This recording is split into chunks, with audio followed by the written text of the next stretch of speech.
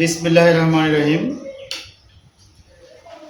প্রিয় শিক্ষার্থী, তোমরা যারা ষষ্ঠ শ্রেণীতে অধ্যয়নরত আছো, তোমাদের নিয়মিত আমি ক্লাস আমার চ্যানেলে দিয়ে যাচ্ছি। আশা করি তোমাদের এক একটা অধ্যায়ের প্লে স্টোর করা আছে। প্লে স্টোর অনুযায়ী যদি ভিডিও ভিউ হয় তাহলে 1, 2, 3 এভাবে পর্যায়ক্রমে প্রত্যেকটা অনুশীলনীর সমস্ত অঙ্ক করে দেওয়া আছে এবং তারই উপরে নৈবেত্তিক সৃজনশীল প্রশ্ন এবং অতিরিক্ত কিছু সৃজনশীল অঙ্ক করে দেওয়া আছে এবং হবে। তারই ধারাবাহিকতায় তোমাদের গণিতের অনুশীলনী 2.3-এর 20 এবং 21 নম্বর অঙ্কটা আজকে করাবো। আমি 19 পর্যন্ত অলরেডি তোমাদের দিয়ে দিচ্ছি। 20 নম্বর অঙ্কটা রয়েছে,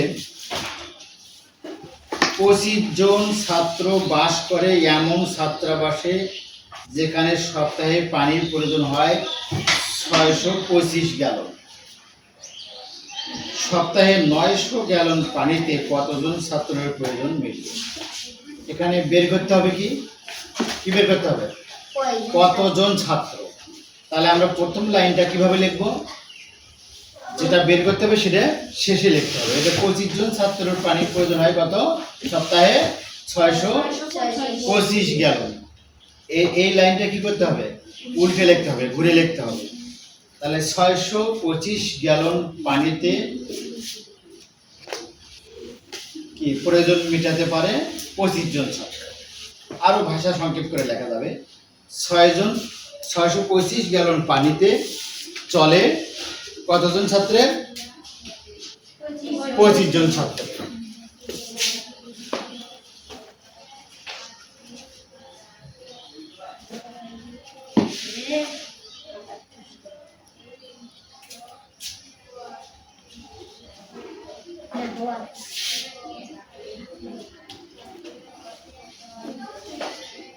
দুই 2.3 পৃষ্ঠা নম্বর কত? পৃষ্ঠা নম্বর 58। 20 নম্বর হবে, তাই না? কি লিখবো? 625 গ্যালন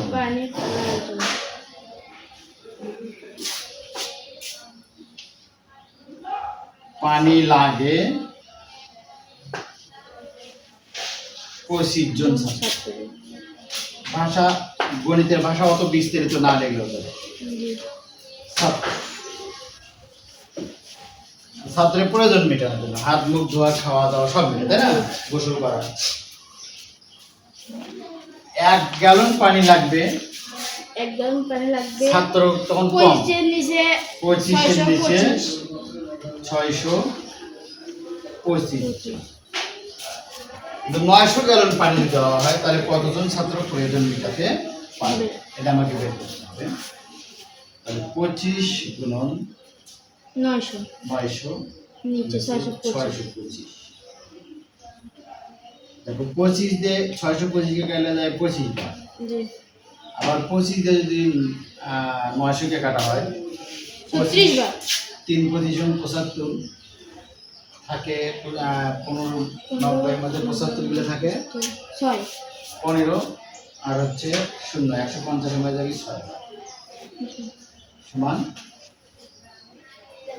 36 জন। অর্থাৎ 900 গ্যালন পানি যদি ওখানে দেওয়া হয় তাহলে 36 জন ছাত্র তাদের প্রয়োজন মতো পানি ব্যবহার করতে পারবে। উত্তর সংখ্যা 36 জন।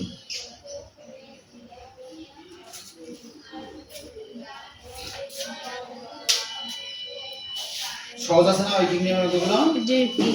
পরীক্ষা আসলে পারবে তো? জি।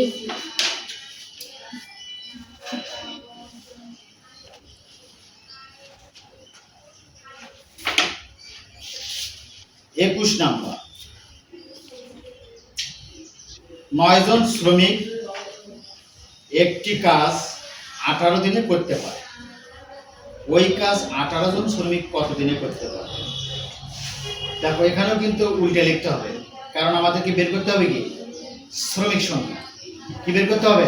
অঙ্কটা দেখো একটু, অঙ্ক না দিলে কিন্তু বুঝতে পারবে না। শ্রমিক বের করতে হবে যেহেতু, তাহলে 9 জন শ্রমিক একটি কাজ 18 দিনে করতে পারে। শ্রমিক বের করতে হলে তাহলে এই শ্রমিকটা আমরা শেষে লিখবো।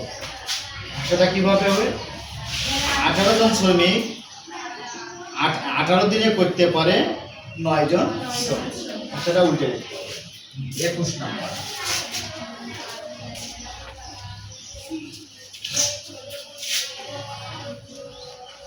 21 নাম্বার যখন আমরা করবো,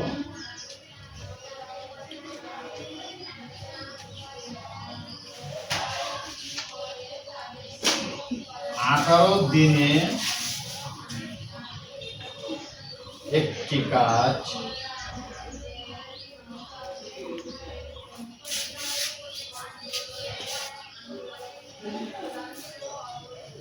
করতে পারে কয়জন শ্রমিক? 9 জন। 9 জন, তাই না?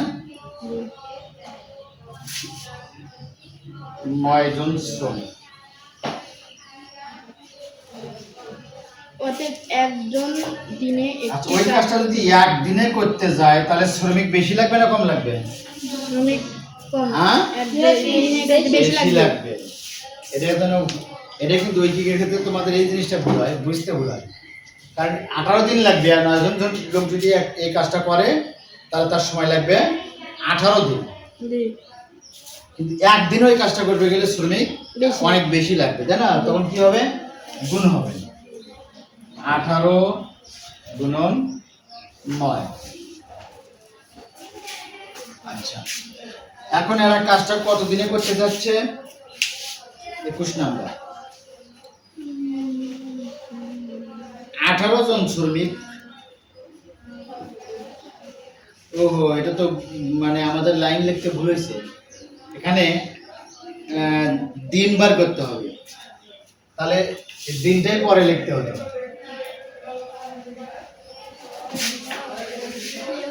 9 জন শ্রমিক কাজটি করতে পারে 18 দিনে। 9 জন শ্রমিক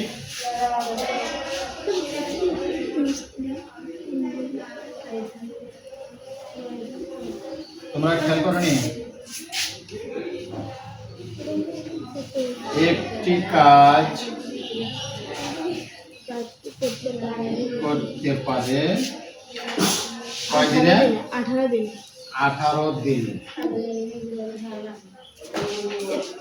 একজন শ্রমিক যদি এই কাজটা করতে যায় তাহলে বেশি দিন লাগবে, তাই না? 9 গুণন 18। কিন্তু শ্রমিক এবার যদি 18 জন থাকে, 18 জন শ্রমিক যদি ধরে সেক্ষেত্রে কম লাগবে। 9 গুণ 18 নিচে 18। 18 কে 18 অর্থাৎ তখন 9 দিনের মধ্যে কাজটা শেষ হয়ে শেষ যাবে। হবে। উত্তর 9 দিন। বীজগণিতের এই হ্যাঁ আগে দিছেন শ্রমিকটা বোঝা যাচ্ছে না। শ্রমিক এই কাজটা লাগে গেছে এই কাজটা শ্রমিক এটা হ্যাঁ জি ওটা কই লাগে গেছিল হ্যাঁ, লেখা লিখতে এরকম লাগবে না। কেমন বুঝতে পেরেছো? জি আচ্ছা, ধন্যবাদ আজকের মতো। পরবর্তী ভিডিওতে আমরা 22 এবং 23 নম্বর অঙ্কটা দেব। এটা দেখার আমন্ত্রণ রেখে আজকের ক্লাস এখানে সমাপ্ত ঘোষণা করছি। ধন্যবাদ সবাইকে।